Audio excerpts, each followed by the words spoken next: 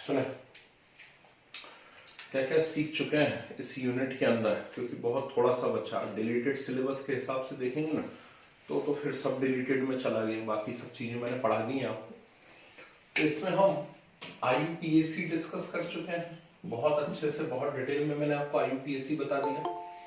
IUPAC के बाद last class में जो है, मुझे जहां तक ध्यान आता है, हम आइसोमेरिज्म डिस्कस कर चुके हैं, है ना।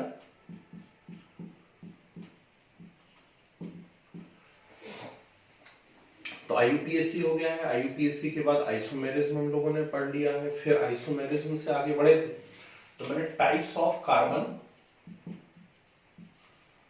और चेन, नॉर्मल, आइसो और नियो। नॉर्मल चेन क्या होती है, आइसो चेन क्या होती है और नियो चेन क्या होती है, ये हम लोगों ने पढ़ा हुआ है लास्ट क्लास में, है ना। साथ में मुझे जहां तक लगता है होमोलॉगस सीरीज,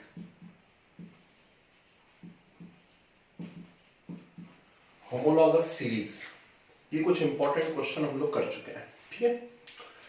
अब क्या करना है, दो चीजें आपके सिलेबस में है, एक है एथेनॉल और एक है एथेनोइक एसिड। इनकी प्रिपरेशन, प्रॉपर्टी, यूजेस, ये आपको डिस्कस करना है, ठीक है। तो चलिए मैं पहले एथेनॉल के बारे में बात करता हूं। एथेनॉल को हम कॉमनली क्या बोल रहे हैं, इथाइल अल्कोहल भी बोल रहे हैं, ठीक। फार्मूला क्या है इसका, C2H5OH, है ना। तो एथेनॉल या इथाइल अल्कोहल है और फार्मूला क्या है इसका, C2H5OH है। सबसे पहले इसकी इंडस्ट्रियल प्रिपरेशन की बात करते हैं, ठीक है। इंडस्ट्रियल प्रिपरेशन के बाद इसकी प्रॉपर्टी, प्रॉपर्टी के बाद यूजेस, एक बार में पूरा खत्म करते हैं और फिर एथेनोइक एसिड खत्म करेंगे। दोनों चीजें आज के आज पढ़ते हैं अपन लोग, है ना। तो एथेनॉल में जब आप इंडस्ट्रियल स्केल पे बनाते हैं तो फर्स्ट जो सबसे फेमस मेथड आती है, that is from starch. Starch से आप एथेनॉल कैसे बनाओगे, स्टार्च से मतलब क्या है, बायो थोड़ा बहुत आप लोग पढ़ते हैं तो बायो में समझते हैं स्टार्च क्या है। तो कोई भी स्टार्च रिच मटेरियल हमने ले लिया, कोई भी स्टार्च रिच मटेरियल, आलू ले लिया है आपने, चावल ले लिया है, गेहूं ले लिया है, कोई दूसरे मटेरियल ले लिए हैं जिनमें ढेर सारा क्या हो, स्टार्च हो।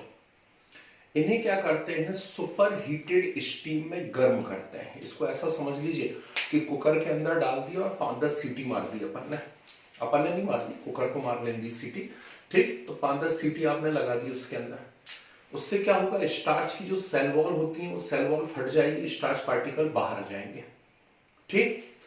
अब इसके अंदर क्या करा जाता है, बार्ले का एक्सट्रैक्ट मिलाया जाता है। बार्ले क्या होता है, बार्ले को अपन हिंदी में जौ कहते हैं, जौ, ठीक। तो बार्ले का एक्सट्रैक्ट मिलाया जाता है और बार्ले के एक्सट्रैक्ट से एक्चुअली क्या होता है, एक एंजाइम मिलता है। उस एंजाइम का नाम होता है, कोई बताएगा क्या नाम है उस एंजाइम का, वीडियो देखा है पिछला आप लोगों ने। उस एंजाइम का नाम है डाइस्टेज, ठीक। कौन सा एंजाइम मिलता है, डाइस्टेज एंजाइम मिलता है, किससे, जर्मिनेटेड बार्ले से। तो बार्ले को क्या करते हैं, जर्मिनेट करते हैं और फिर काट करके उसका एक्सट्रैक्ट निकाल लेते हैं, पीस लेते हैं, उससे एक एंजाइम मिलता है डाइस्टेज, वही इस रिएक्शन को इनिशिएट करता है, ठीक। तो आपने ढेर सारा स्टार्च लिया हुआ है, उस स्टार्च के अंदर आपने बार्ले मिला दिया है पीस करके, अब रिएक्शन अपने आप चालू हो जाएगी, ठीक। तो कैसे होगी रिएक्शन, जरा ध्यान से देखिएगा। सबसे पहले जो स्टार्च होता है, इनमें से कोई सी भी एक सिंगल रिएक्शन भी आपसे पूछी जा सकती है, या पूरा का पूरा एक पूछा जा सकता है कि स्टार्च से आप कैसे एथेनॉल को बनाएंगे इंडस्ट्रियल स्केल पे, है ना। चलो स्टार्च का फार्मूला बोलो जल्दी से, क्या होता है, C6H10O5 होल N, ठीक। C6H10O5 होल N, ये किसका फार्मूला है, स्टार्च का फार्मूला है, ओके।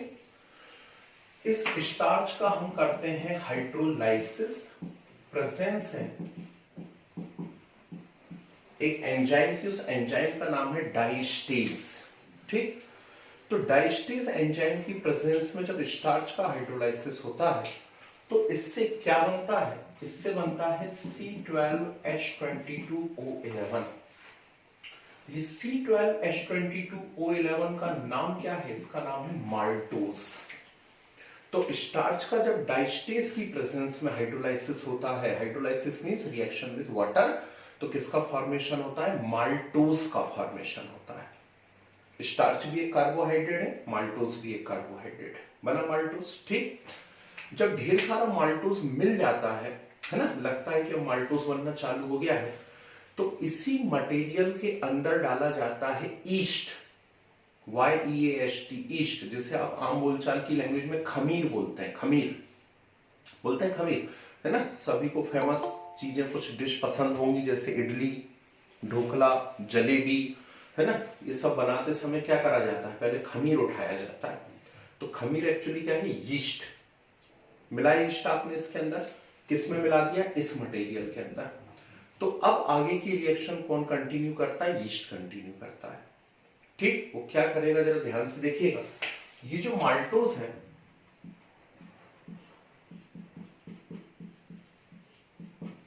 इस माल्टोज का हाइड्रोलाइसिस होता है माल्टेज एंजाइम की प्रेजेंस में। कौन सा एंजाइम की प्रेजेंस में? माल्टेज। और माल्टोज के हाइड्रोलाइसिस से जब माल्टेज की प्रेजेंस में हाइड्रोलाइसिस होता है, तो इससे क्या बनता है? इससे बनता है ग्लूकोज। C6H12O6 मतलब क्या है? ग्लूकोज बन रहा है। ये कौन है यहां पर? माल्टोज है। तो माल्टोज के हाइड्रोलाइसिस से क्या बन गया? ग्लूकोज। और फिर आगे ग्लूकोज का फर्मेंटेशन होता है। क्या टर्म यूज करी मैंने? जल्दी से बोलो। फर्मेंटेशन। ठीक, तो ग्लूकोज का फर्मेंटेशन होता है, और ग्लूकोज के फर्मेंटेशन से एंजाइम बताएगा कोई? कौन सा एंजाइम होता है? जाइमेज। और मुझे उम्मीद है ये तो आप लोग बायो के अंदर भी इस रिएक्शन को पढ़ते होंगे, फर्मेंटेशन रिएक्शन को। तो ग्लूकोज का जब फर्मेंटेशन होता है, तो ग्लूकोज के फर्मेंटेशन से क्या बनता है? एथेनॉल, प्लस क्या निकल जाती है? CO2। आइए यही बात समझ, है ना। तो ये होता है इंडस्ट्रियल स्केल पर एथेनॉल बनाने का एक बहुत बहुत फेमस तरीका। स्टार्च से क्या बनाया जाता है? एथेनॉल बनाया जाता है ना। तो याद तो करना पड़ेगा आपको, थोड़ी सी मेहनत करनी पड़ेगी। ठीक, तीनों एंजाइम्स के अलग अलग नाम याद रखने पड़ेंगे। Diastase, maltase, जाइमेज। Diastase, maltase, जाइमेज। Diastase क्या कर रहा है? डाइस्टेज स्टार्च को माल्टोज में बदल रहा है। माल्टेज क्या कर रहा है? माल्टोज को ग्लूकोज में बदल रहा है। और जो जाइमेज है वो क्या कर रहा है? ग्लूकोज को एथेनॉल में बदल रहा है। अगली बात समझ में, ज्यादा कंसंट्रेट नहीं होता, 8 to 10% होता है, लेकिन छोड़ो, वो सब आपके काम की बात नहीं है। आपके काम की बात तो यह है कि स्टार्च से कैसे एथेनॉल बनाया जा सकता है। अगली बातें समझ में सभी को, कोई दिक्कत तो नहीं? ठीक, चलिए सेकंड मेथड देखते हैं। सेकंड मेथड आती है फ्रॉम मोलेसेस। मोलेसेस से कैसे एथेनॉल बनाएंगे? तो सबसे पहले ये तो समझ में आए कि मोलेसेस है क्या। मोलेसेस को ऐसा समझो आम बोलचाल की लैंग्वेज में कि शुगर इंडस्ट्री का जो को प्रोडक्ट और इसको थोड़ा सा इजी लैंग्वेज में समझते हैं कि इस बार ठंड कुछ ज्यादा पड़ रही है ना, लेकिन हो जाएगा, 15-20 दिन, 1 महीने बाद बंद होगी, गर्मी आना चालू होगी। और गर्मी आना चालू होगी तो सबका फेवरेट गन्ने का रस, है ना, पीने जाएंगे हम लोग कहीं ना कहीं किसी शॉप के ऊपर। अब क्या करता है, जब वो गन्ने का रस निकालता है तो अपन देखते हैं ऐसा गन्ना मशीन में डालो, जब तक वो गन्ने के प्राण नहीं निकल जाए ना तब तक उसको ऐसा घुसड़ता ही रहता है मशीन के अंदर। और फिर बाद में बेचारे कैसा बुरादा कर देता है, पूरा जूस अपने को छान छून के पिला देता है। अब वो जो कचरा बचा है, हम कभी ऐसा करते नहीं है, लेकिन यदि हम उसको भी थोड़ा सा उठा करके खा के देखने की कोशिश करें, हल्का सा चबाने की, तो उसमें भी मिठास तो है, अभी हल्की सी मिठास है, मतलब उसके अंदर भी शुगर है ना।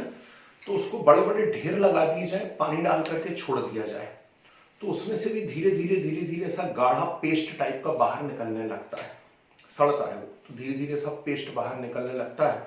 और साथ में शुगर बनते समय गन्ने का जूस निकाल लिया, और शुगर बनते समय बहुत सारा एक्स्ट्रा मटेरियल बच जाता है, वो सब जो गाढ़ा गाढ़ा पेस्ट टाइप का मटेरियल बचा है उसे क्या कहा जाता है? मोलेसेस। ठीक ठीक, तो मोलेसेस क्या है? शुगर इंडस्ट्री का एक प्रकार से को प्रोडक्ट है। शक्कर बनने के बाद जो कचरा कचरा बच गया है ना, जो विस्कस गाढ़ा गाढ़ा मटेरियल बच गया है, वो सब क्या है? मोलेसेस है। इस मोलेसेस के अंदर क्या है? इसके अंदर ढेर सारी शुगर है। कौन सी शुगर है? सुक्रोज। कौन सी शुगर है? सुक्रोज शुगर है। तो क्या करते हैं, इनको बड़े बड़े टैंक के अंदर डालते हैं मोलेसेस को, ऊपर से ईस्ट डाल देते हैं, ठीक, और फर्मेंटेशन इसका चालू कराते हैं, है ना। तो जब फर्मेंटेशन स्टार्ट होता है किसका? शुगर का। शुगर मतलब सुक्रोज का। कोई फार्मूला बताएगा? सुक्रोज का फार्मूला क्या है? शाबाश, C12H22O11। ठीक, कंफ्यूज नहीं होना। माल्टोज का फार्मूला भी C12H22O11 है, सुक्रोज का फार्मूला भी C12H22O11 है ना। मजेदार बात। ठीक, कौन है ये? सुक्रोज। इस सुक्रोज का होता है हाइड्रोलाइसिस। एंजाइम बहुत ज्यादा इंपॉर्टेंट है, आपको याद रहना चाहिए। एंजाइम है इन्वर्टेज। क्या लिखा हुआ है? पढ़ने में आ रहा है? इन्वर्टेज। तो इन्वर्टेज एंजाइम की प्रेजेंस में सुक्रोज का हाइड्रोलाइसिस होता है, और सुक्रोज के हाइड्रोलाइसिस से क्या बनता है? C6H12O6 plus C6H12O6। ऐसा क्यों लिखा दो बार? यहां तो सामने सीधे 2 से मल्टीप्लाई कर दिया था, यहां दो बार अलग अलग क्यों लिखा? कोई बताना चाहेगा? बोलेगा कोई? डायरेक्ट फ्रक्टोज है। Very good. ठीक, जब माल्टोज का हाइड्रोलाइसिस होता है तो सिर्फ ग्लूकोज बनता है, माल्टोज से सिर्फ ग्लूकोज बनता है, जबकि सुक्रोज के हाइड्रोलाइसिस से ग्लूकोज बनता है, साथ में फ्रक्टोज बनता है। तो दो चीजें बनती हैं, एक होता है ग्लूकोज, दूसरा होता है फ्रक्टोज। ठीक है, इसमें से ग्लूकोज का आगे फर्मेंटेशन होता है, रिएक्शन ऊपर लिखी हुई है, और ग्लूकोज का आगे फर्मेंटेशन होता है। एंजाइम कौन सा है? फिर से याद करना पड़ेगा आपको, जाइमेज।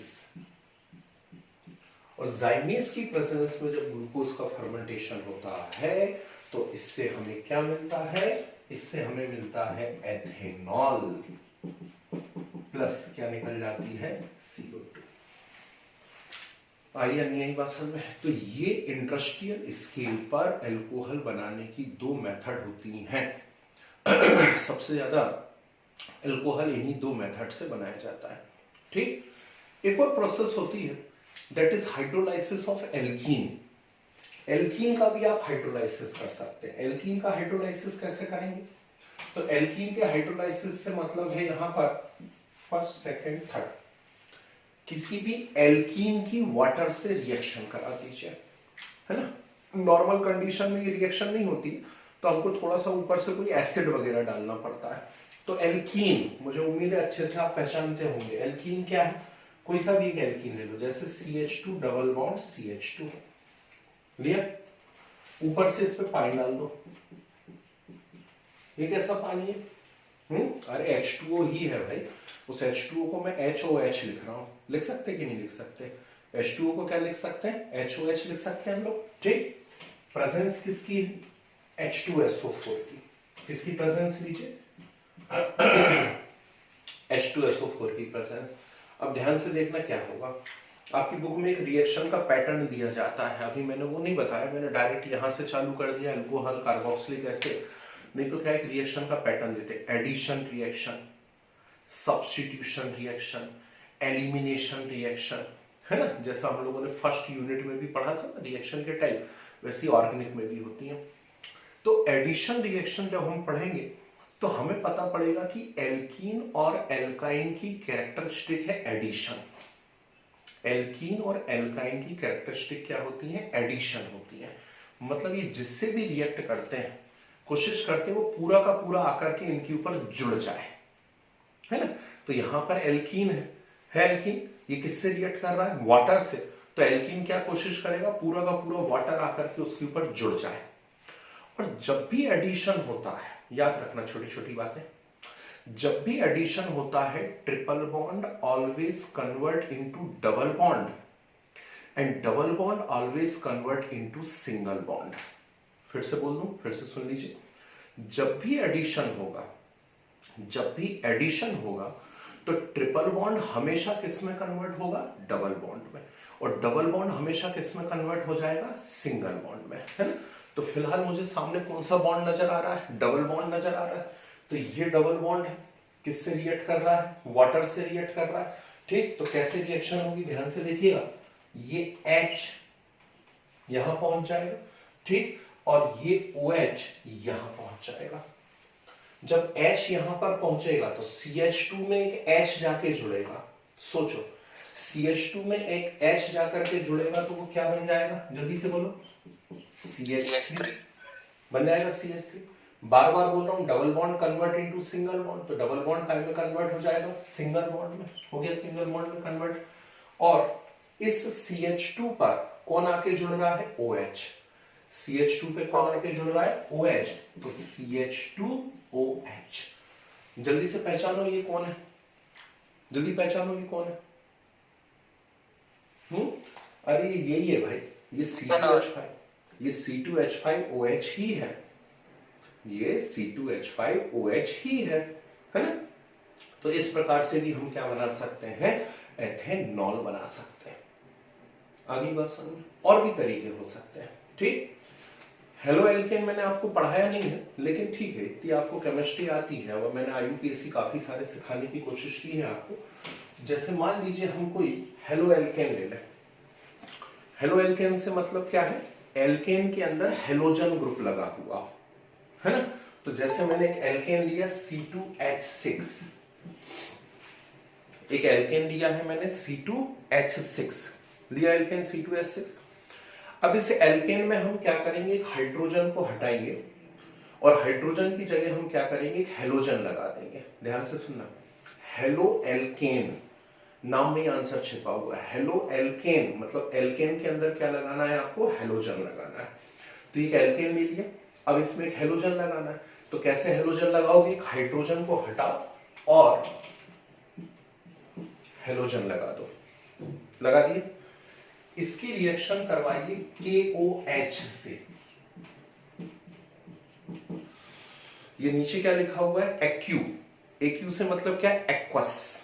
ठीक, तो एक्वस KOH से इसकी रिएक्शन करवाइए, या NaOH से करवा दीजिए। छोड़ो, KOH आपको टफ लगता है तो NaOH डाल दीजिए, है ना। जैसे ही NaOH या KOH डालोगे, जैसे ही NaOH या KOH डालोगे, तुरंत आपकी अकल दौड़ेगी कि यार क्यों ना क्या निकल जाए। जल्दी बोलो, NaCl या फिर KCl। बोलो हाँ या ना। ठीक, जैसे ही आप इसके ऊपर NaOH या KOH डालोगे, अंदर से कहीं से आएगा कि यार चलो NaCl निकाल देते हैं या KCl निकाल देते हैं।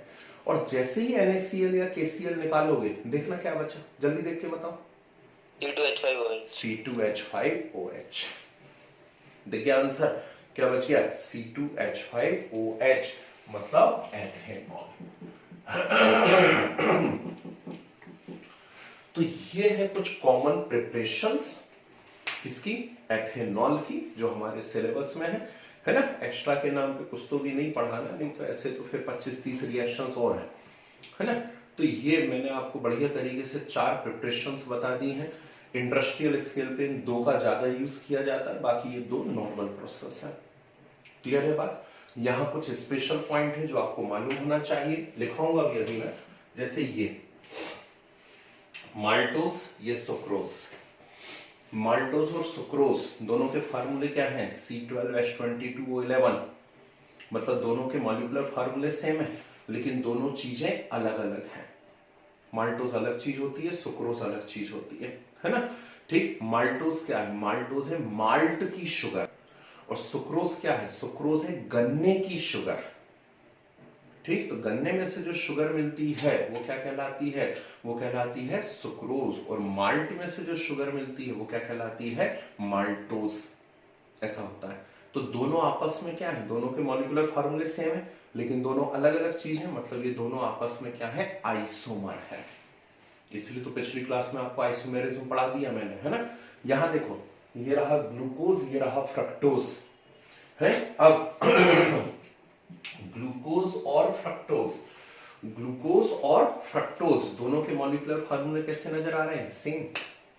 लेकिन ग्लूकोज एक अलग चीज होती है, फ्रक्टोज एक अलग चीज होती है, ठीक है ना।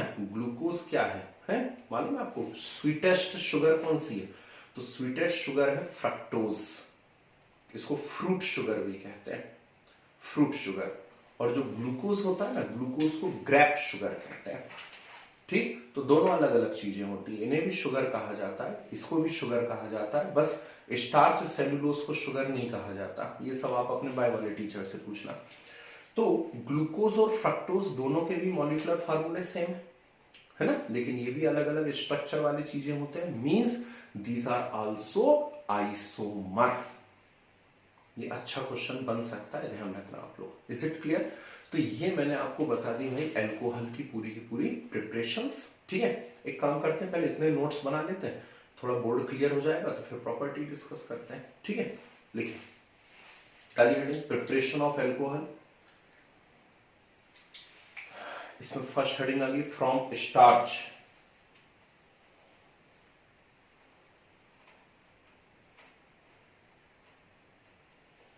फ्रॉम स्टार्च लिखिए on industrial scale, on industrial scale ethanol manufactured, ethanol manufactured from starch, from starch in following steps, in following steps। Arrow बना के लिखो आप तो सीधा। Starch rich material heated in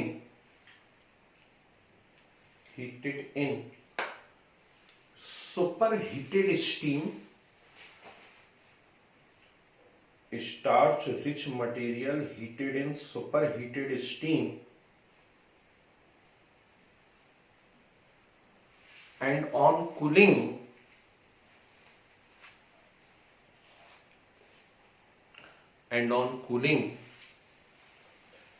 extract of barley,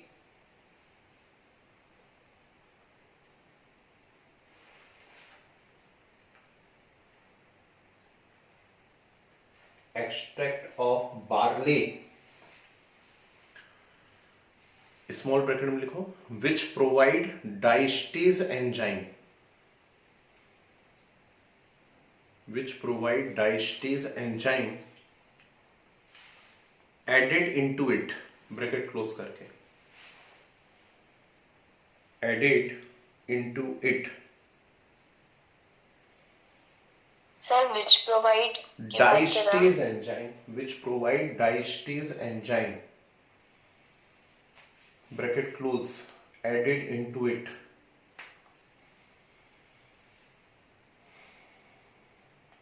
ठीक है। फिर एरो बना के लिखो, diastase hydrolyse starch, diastase hydrolyse starch into maltose, into maltose, diastase hydrolyse starch into maltose.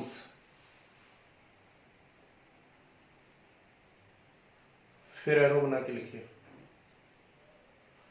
Now yeast added to it, YEAST, now yeast added to it and maltase enzyme and maltase enzyme obtained from yeast, obtained from yeast, hydrolyze maltose, hydrolyze maltose into glucose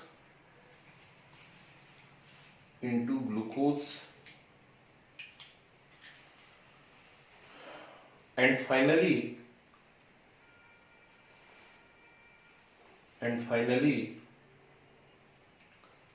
fermentation of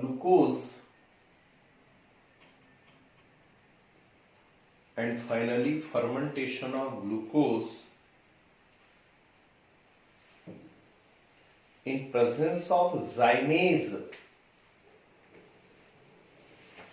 Fermentation of glucose in presence of zymase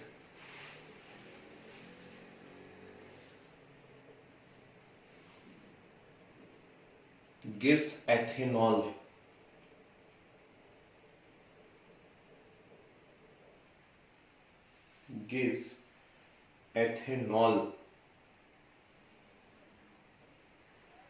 ठीक है, 4-5 line छोड़ दीजिए इसका note करने के लिए, ABC point. फिर heading आ रही है from मोलेसस।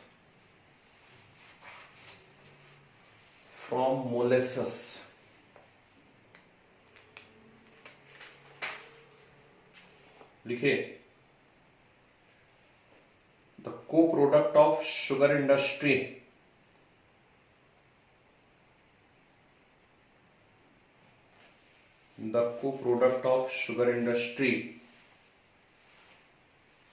obtained after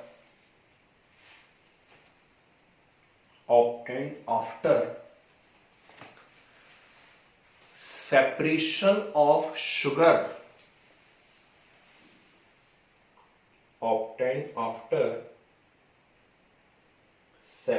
of sugar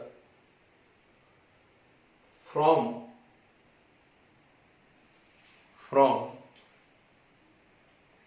sugarcane juice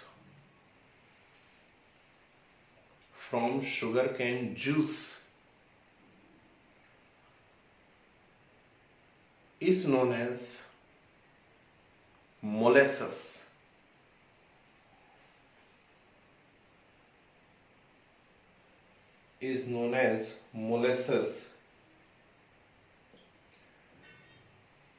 It consists sucrose,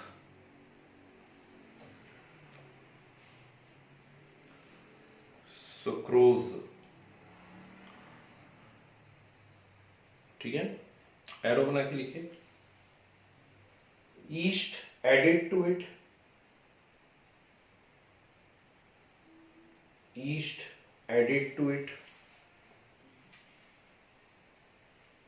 and the invertase enzyme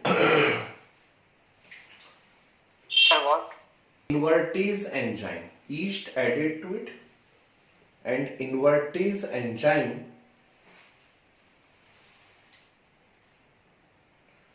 hydrolyze sucrose. Invertase enzyme hydrolyze sucrose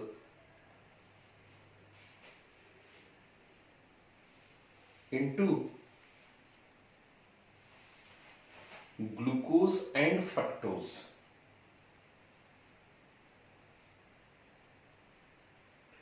Hydrolyze sucrose into glucose and fructose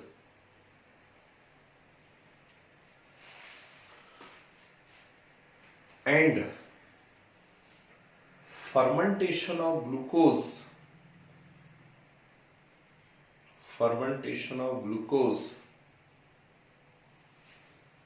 gives ethanol. Fermentation of glucose gives ethanol. ठीक है, 2-4 line छोड़िए ये note करने के लिए। Special point लिखिए यहां पर। Special point first, maltose and sucrose. एक लैक्टोज भी आता है, नाम सुना है? मिल्क शुगर जो होती है वो लैक्टोज होती है, उसका फार्मूला भी C12H22O11 ही होता है ना? हाँ, तो क्या बोल रहा था मैं? maltose and sucrose are functional isomer. दोनों के मॉलिक्यूलर फार्मूले सेम है, फंक्शनल ग्रुप डिफरेंट है. Are functional isomers. एक और स्पेशल पॉइंट लिखिए, glucose and fructose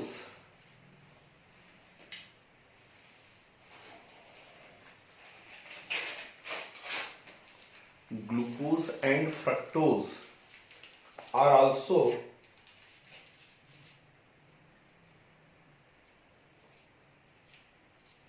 also functional isomers. Glucose and fructose are also functional isomers.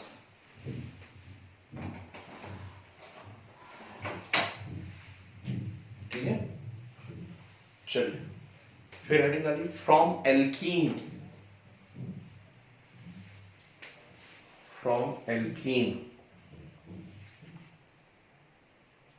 लिखो, hydration of alkene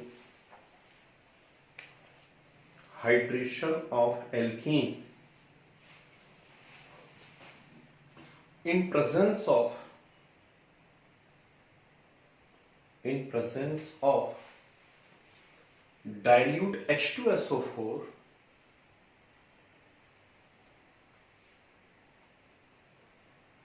hydration of alkene in presence of dilute H2SO4 gives alcohol.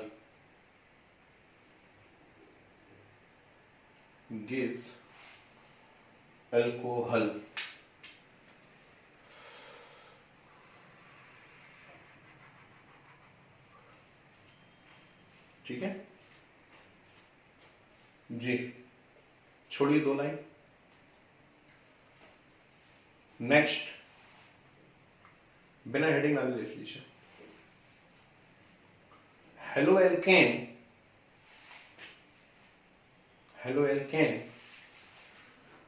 gives substitution reaction. Haloalkane gives a substitution reaction with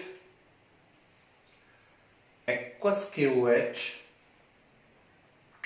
Haloalkane gives substitution reaction with aqueous KOH and form alcohol. ठीक है, इसका screenshot लीजिए. ज्यादा देर में खड़ा रह नहीं सकता हूं, इसलिए इसका स्क्रीनशॉट लीजिए. आप क्लास के बाद इसको बैठ के नोट करना, जल्दी से लीजिए.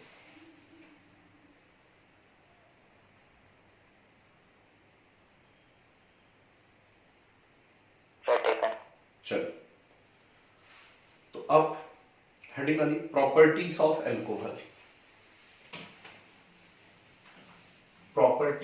एल्कोहल.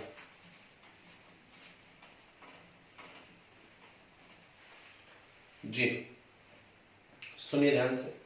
एक बार हम जैसे प्रिपरेशन सारी एक्सप्लेन की, ऐसी प्रॉपर्टीज सारी एक्सप्लेन कर रहा हूं. ठीक है, अच्छे से सुनिएगा, बढ़िया पोर्शन है क्योंकि सिलेबस का हमारे.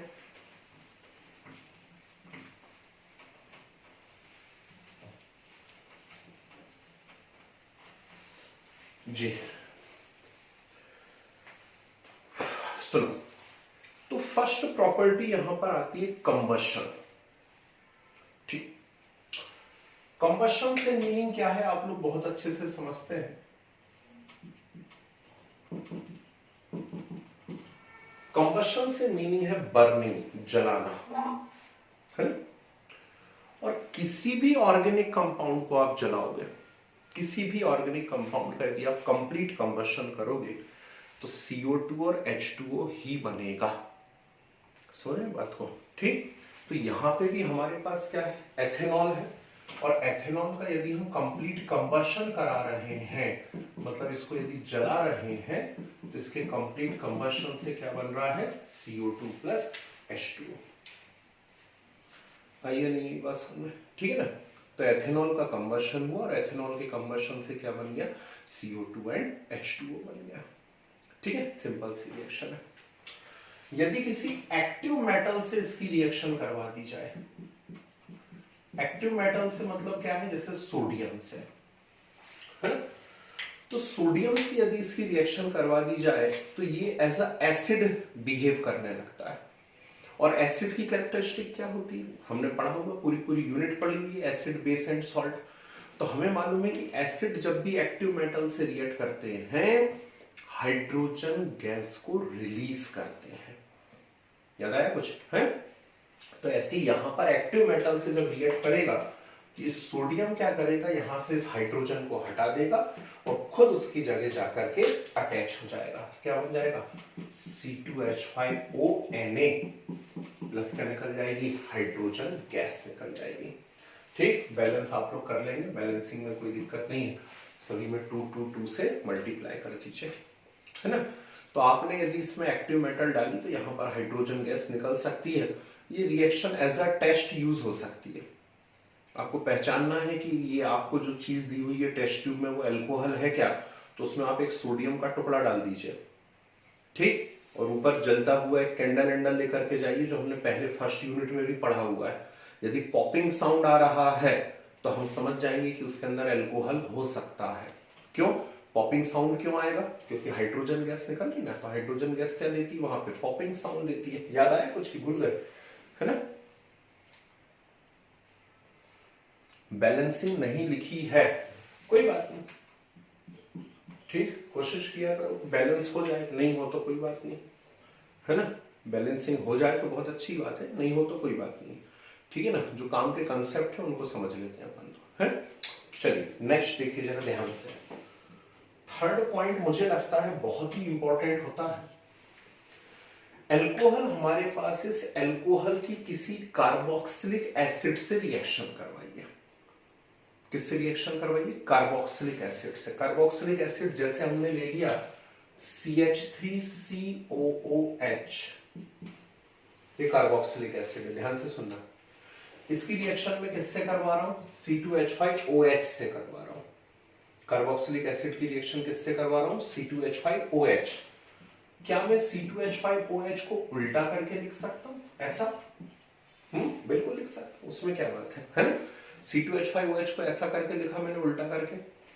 प्रेजेंस मैंने किसी एसिड की ले ली, कोई भी मिनरल एसिड, H2SO4 वगैरह की प्रेजेंस ले ली, तो कार्बोक्सिलिक एसिड की अल्कोहल से रिएक्शन हुई। बहुत इंपॉर्टेंट क्वेश्चन है। कार्बोक्सिलिक एसिड की अल्कोहल से रिएक्शन हुई एसिड की प्रेजेंस में, ध्यान से देखिएगा क्या होगा। यहां देखो, पहचानो ये क्या निकल गया, इस डिजाइन के अंदर क्या है, डब्बे में क्या है, वेरी गुड, ठीक, H2O निकल गया, H2O है। और जब H2O निकल गया तो बचा क्या है, उसको देखो, CH3COO C2H5, CH3COO C2H5। और ये क्या होता है, इतनी सारी प्रैक्टिस करवाई मैंने आपको, वेरी गुड, ईस्टर या एस्टर होता है ये एक। तो इस रिएक्शन में एस्टर का फॉर्मेशन हो रहा है, इसलिए इस रिएक्शन को एस्टरिफिकेशन भी कहा जाता है। क्या बोलते हैं इस रिएक्शन को, एस्टरिफिकेशन। तो एस्टरिफिकेशन से मतलब क्या है, एस्टर का फॉर्मेशन। ओके, एस्टरिफिकेशन से मतलब क्या है, एस्टर का फॉर्मेशन। तो कैसे हो रहा है एस्टर का फॉर्मेशन, देखिए सभी लोगों को। कार्बोक्सिलिक एसिड की किससे रिएक्शन हुई है, एथेनॉल से। तो कार्बोक्सिलिक एसिड यदि एथेनॉल से रिएक्शन करता है, ठीक, तो क्या बनाता है, एस्टर बनाता है। रिएक्शन को हम क्या बोलते हैं, एस्टरिफिकेशन। आइए तीन रिएक्शन समझने, कोई दिक्कत तो नहीं। तो पहली तो बहुत ही सिंपल है, कंबशन, नहीं पूछी जाती जनरली। सेकंड भी ऐसे नहीं पूछी जाती, बस मालूम होनी चाहिए कि एक्टिव मेटल से रिएक्ट करते हैं तो हाइड्रोजन गैस क्या होती है, वहां से रिलीज होती है ना। थर्ड एस्टरिफिकेशन बहुत इंपॉर्टेंट होती है। नेक्स्ट यहां पे रिएक्शन आती है ऑक्सीडेशन।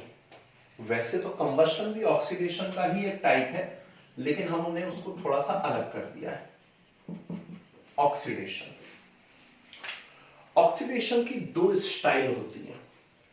पहला होता है पार्शियल ऑक्सीडेशन और दूसरा होता है कंप्लीट ऑक्सीडेशन।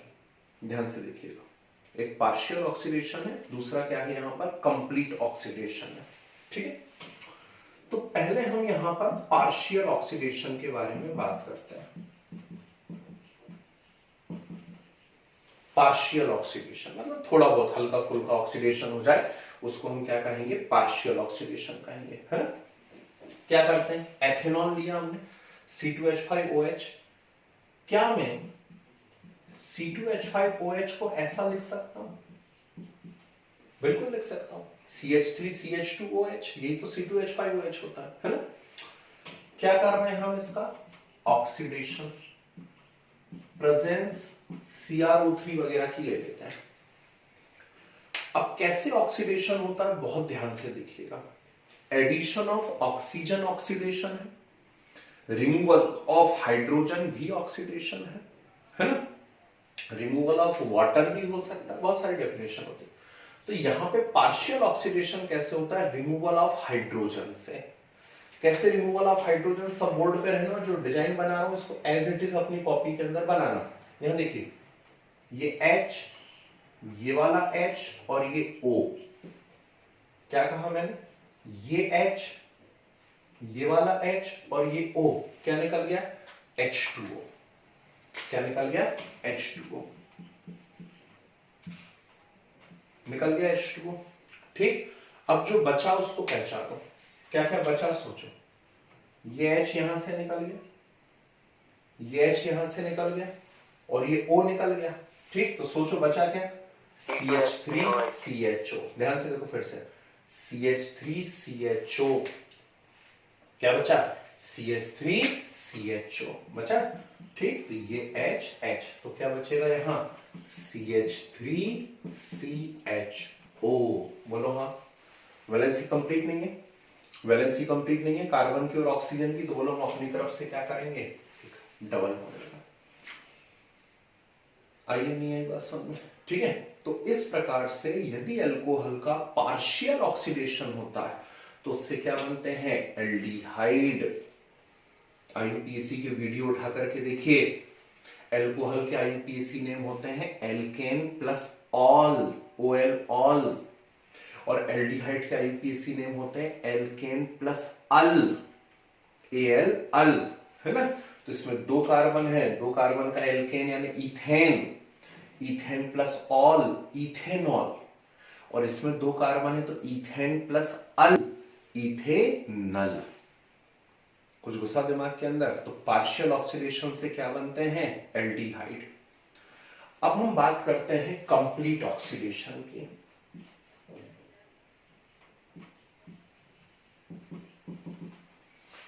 कंप्लीट ऑक्सीडेशन जो है वो होता है या तो बेयर्स रिएजेंट की प्रेजेंस में। बेयर रिएजेंट क्या होता है, बेयर रिएजेंट होता है एक्वस एल्केलाइन KMnO4। क्या उनका क्या बोल दिया, aqueous alkaline KMnO4, KMnO4 aqueous है, एल्केलाइन है, मतलब इसमें KOH मिला हुआ है, या फिर एसिडिक KMnO4, इसकी प्रेजेंस में भी करा सकते हैं, या फिर पोटेशियम डाइक्रोमेट, नाम सुना है? पोटेशियम डाइक्रोमेट, K2Cr2O7 का नाम होता है पोटेशियम डाइक्रोमेट। तो पोटेशियम डाइक्रोमेट की प्रेजेंस में भी आप क्या कर सकते हैं, इस रिएक्शन को करवा सकते हैं। ठीक है, अब इन सबकी प्रेजेंस में जब हम ऑक्सीडेशन करवाते हैं, मतलब इनमें से कोई सा भी एक ले सकते हैं, तो कंप्लीट ऑक्सीडेशन होता है।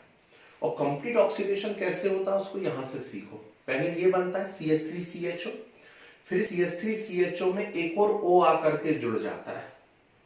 क्या कहा मैंने कहा पहले तो CH3CHO ही बनेगा, फिर CH3CHO में एक और O आके जुड़ जाएगा। और सोचो CH3CHO में यदि एक और O आके जुड़ेगा तो कहां जुड़ेगा, जगह है क्या कहीं, है ना, इस H पे। कहां पे जुड़ेगा, इस H पे जुड़ेगा। तो तो ये क्या बन जाएगा, CH3COOH। क्या बन जाएगा, CH3COOH, जिसे हम मातृभाषा में कार्बोक्सिलिक एसिड कहते हैं। क्या कहते हैं, कार्बोक्सिलिक एसिड। तो अल्कोहल का यदि कंप्लीट ऑक्सीडेशन होता है इनमें से किसी की भी प्रेजेंस में, अल्कोहल का यदि कंप्लीट ऑक्सीडेशन होता है इनमें से किसी की भी प्रेजेंस में, तो किसका फॉर्मेशन होता है, कार्बोक्सिलिक एसिड का। जबकि पार्शियल ऑक्सीडेशन से क्या बनता है, एल्डिहाइड। आई या नहीं आई बात समझ? ठीक। ये जो C2H5OH है ना, ये एक बहुत ही फेमस चीज होती है। ठीक, इसी को हम लोग, है ना, तो इसी को हम लोग अल्कोहल नाम से जानते हैं और इसी को पिया जाता है। पीना नहीं चाहिए, शरीर के लिए बहुत ही ज्यादा हार्मफुल होता है, लेकिन ठीक है, कोई बात नहीं। तो आपने नाम सुना होगा ड्रंकन ड्राइवर, है ना, आगे आप समझदार हैं। ठीक, तो ड्रंक एंड ड्राइव, थोड़ी बहुत अल्कोहल ले लिया किसी ने और गाड़ी चला रहे हैं और फिर जाकर के कहीं पे ठोक दी, एक्सीडेंट कर दिया। अब कैसे डिटेक्ट करते हैं, है ना, पुलिस वाले कैसे पता करेंगे कि इसने अल्कोहल कंज्यूम किया हुआ है और अल्कोहल कंज्यूम करके ये गाड़ी चला रहा है ना। कुछ बहुत फेमस केस भी हुए हैं ड्रिंक एंड ड्राइव के, अपने को मालूम है। तो कैसे पता करते हैं कि अल्कोहल कंज्यूम करके गाड़ी चलाई जा रही है, ध्यान से सुनिएगा। तो उसके लिए क्या करते हैं, उनके पास एक छोटी सी डिब्बी रहती है, काई की, कांच की बनी हुई है, छोटी सी ऐसी डिब्बी टाइप की। उसमें नीचे ऐसा एक बल्ब है, ओके, सामने ऐसी एक ट्यूब निकली रहती है, कुछ इस टाइप से उसका स्ट्रक्चर होता है, सिंपल सी डिवाइस है। ऐसी एक ट्यूब निकली हुई है और यहाँ पर ऐसा एक बल्ब टाइप का लगा हुआ है, ठीक है ना। इसके अंदर एसिडिक पोटेशियम डाइक्रोमेट भरा रहता है, ये लिखा हुआ है यहाँ पे। क्या भरा हुआ है, एसिडिक पोटेशियम डाइक्रोमेट। इस एसिडिक पोटेशियम डाइक्रोमेट का कलर कैसा होता है, इसका कलर होता है ऑरेंज, ठीक है, कुछ ऑरेंज रेड टाइप का कलर होता है एसिडिक पोटेशियम डाइक्रोमेट का।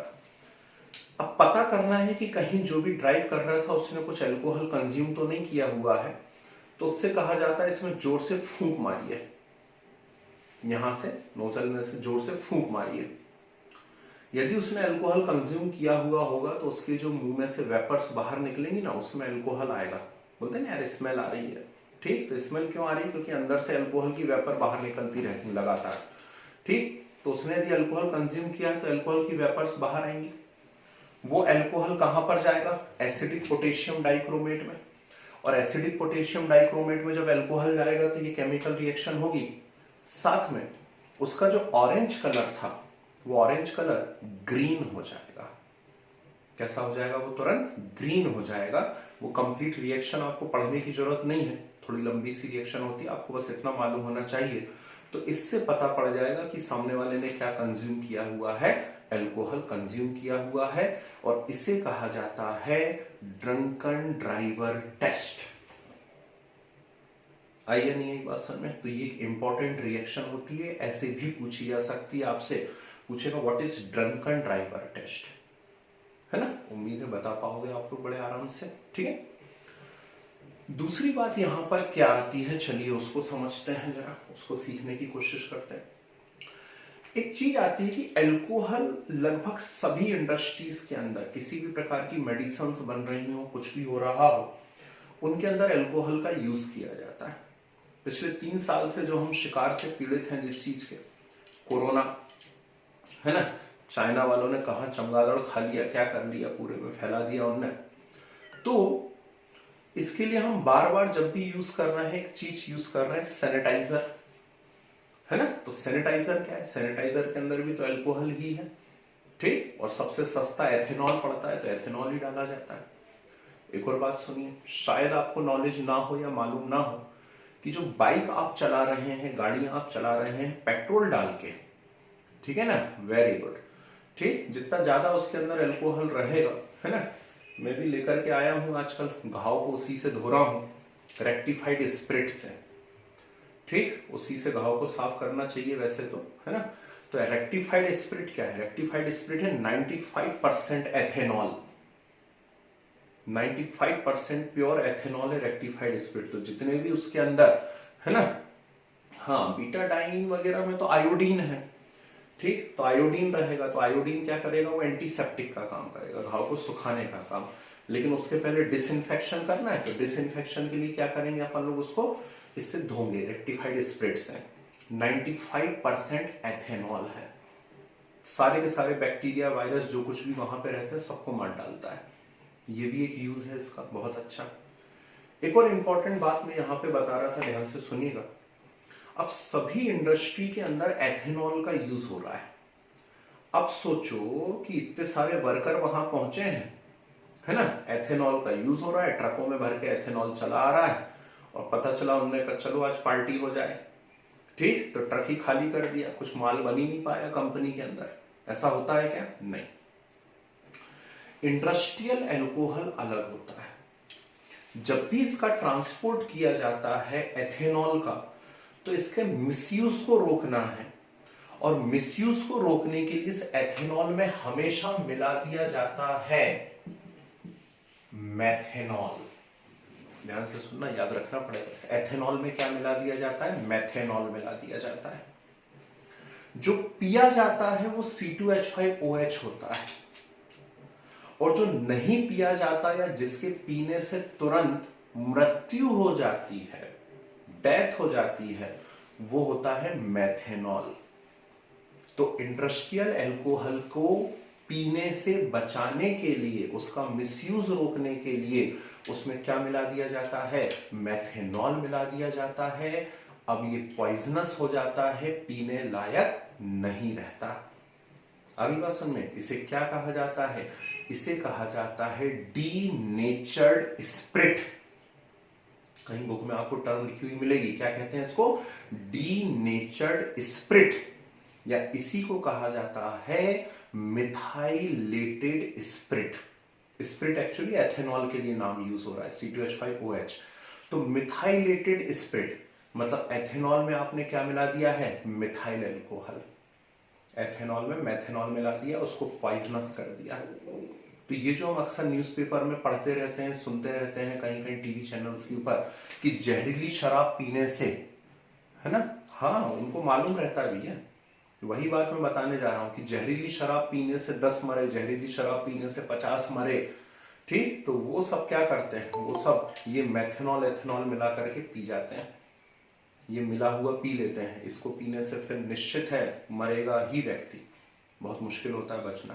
तो इंडस्ट्री में जो वर्कर्स काम कर रहे हैं उनको मालूम रहता है, जो ड्राइवर ट्रक लेकर के जा रहे हैं उनको भी मालूम रहता है कि ये वाला पीने लायक नहीं है, इसको पिया कंफर्म मरना ही है। लिखा रहता है ना उसके ऊपर मिथाइलेटेड स्पिरिट, ठीक है ना। चलिए, वो भी पढ़े हुए रहते हैं, मेरे से केमिस्ट्री पढ़े हुए रहते हैं ज्यादातर लोग।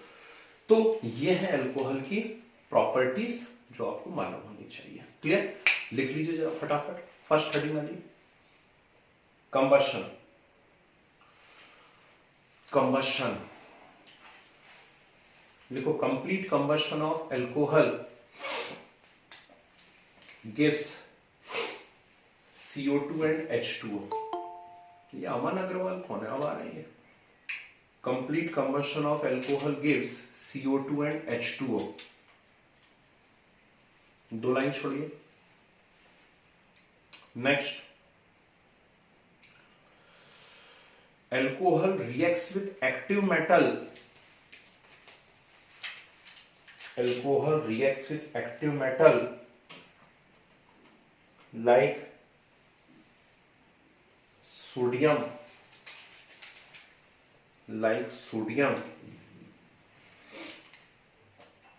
and release hydrogen gas।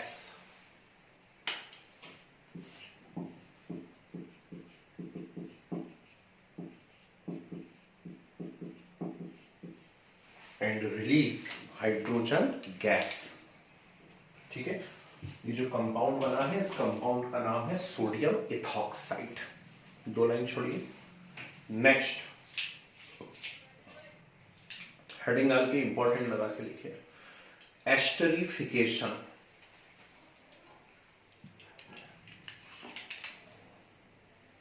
Esterification. लिखिए इन presence of mineral acid, in presence of mineral acid,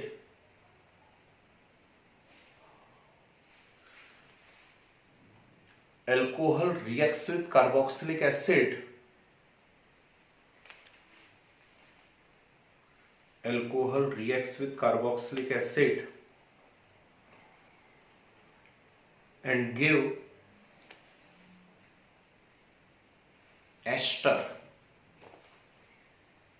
Alcohol reacts with carboxylic acid and give ester.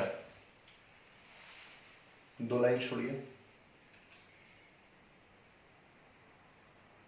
Next oxidation. Oxidation, इसमें ए पॉइंट लिखिए, partial oxidation of alcohol, partial oxidation of alcohol in presence of chromic anhydride, in presence of chromic anhydride, bracket में लिख लेना CrO3, CrO3 gives aldehyde, gives aldehyde। दो line छोड़िए, B point लिखिए, complete oxidation of alcohol, complete oxidation of alcohol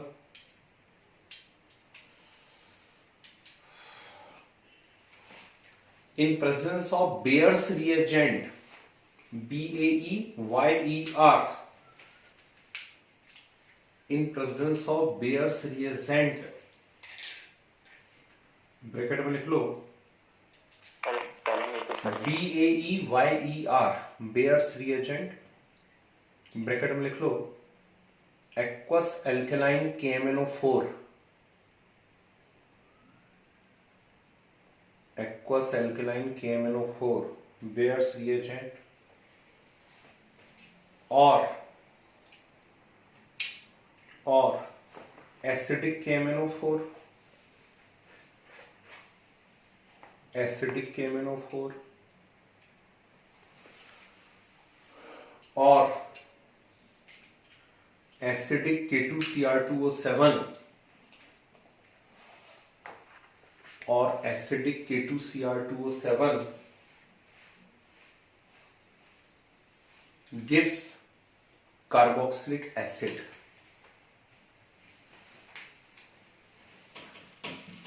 gives carboxylic acid। छोड़ी दो तीन line, last dehydration of alcohol, dehydration, K2Cr2O7 का नाम है पोटेशियम डाइक्रोमेट और KMnO4 का नाम है पोटेशियम परमैंगनेट, पोटेशियम डाइक्रोमेट। हाँ जी, dehydration of alcohol in presence of concentrated H2SO4, dehydration of alcohol in presence of concentrated H2SO4